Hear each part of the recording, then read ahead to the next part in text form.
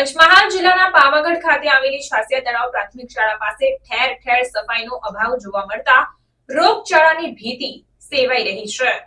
પંચમહાલ જિલ્લાના હાલોલ તાલુકામાં હાલ શરદી ખાંસી તથા તાવ અને પેટમાં દુખાવો જેવી તકલીફો પ્રજાને સતાવી રહી છે। ત્યારે છાસિયા તળાવ પ્રાથમિક શાળા પાસે ઠેર ઠેર સફાઈના અભાવે રોગચાળાની ભીતિ પણ અત્યારે સેવાઈ રહી છે। સુપ્રસિદ્ધ યાત્રાધામ પાવાગઢ ડુંગર પર આવેલી પ્રાથમિક શાળાના બાળકોને જવા માટે મજબૂર બન્યા છે। કાચા રસ્તે દુર્ગંધ મારતા કચરાના ઢગમાંથી પસાર થઈને રહેવું પડે છે।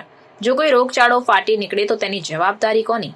વહીવટી તંત્રની કે પછી પાવાગઢ પંચાયતના તલાટી કમ મંત્રીની? લાગતા વળગતા અધિકારીઓ પ્રાથમિક શાળાની ઉચ્ચ તપાસ કરે અને બાળકોને જવા માટેનો સ્વચ્છ રસ્તો મળે। વરસાદ પડે ત્યારે માટીના કારણે બાળકો લપસી પડે તેનું ડર લાગી રહ્યો છે।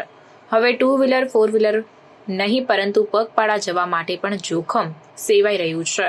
જ્યારે હાલ પંચમહાલ સહિત ગુજરાત રાજ્યમાં ચાંદીપુરા વાયરસનો ડર પ્રજાને સતાવી રહ્યો છે, ત્યારે પંચમહાલ નગર સહિત જિલ્લાના ઘણા વિસ્તારોમાં ભારે ગંદકી અને માખી મચ્છરોનો ઉપદ્રવ જોવા મળી રહ્યો છે।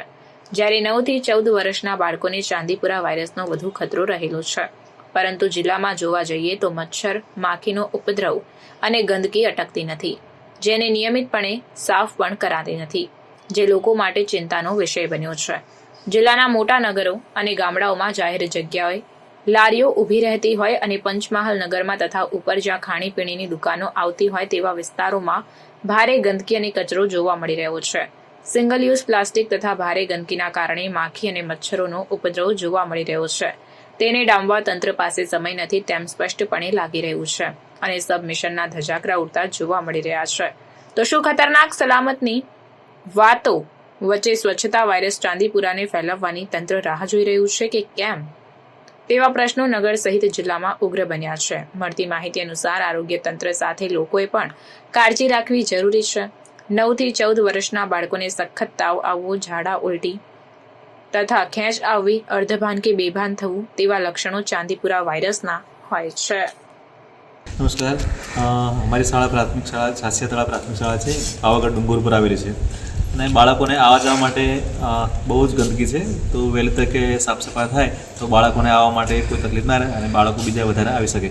ગંદકીના કારણે બાળકો વધારે આવી શકતા નથી સ્કૂલમાં। જે આ જે રસ્તો ખરાબ છે એના લીધે અત્યારે ક્યાંથી આવે છે? અત્યારે આ નીચેથી આવે છે, આ જે આપણે છાસિયા તળાવ છે ને તે બાજુ, એ બાજુ ખરાબ રસ્તો છે અવાવરૂ જગ્યાઓમાંથી આવવું પડે છે અને એ જગ્યા એવી છે કે પથ્થર છે અને બહુ મોટા મોટા પથ્થર પણ છે, એટલે આવા જવા કંઈક પથ્થર પડે તો બાળકને વાગી પણ શકે જેવી જગ્યા લાગે અને અવાવરી જગ્યા છે। એટલે આ રસ્તો સફળ થઈ જાય તો વહેલી તકે સાહેબ બાળકો માટે સારું। જી, આપનું નામ?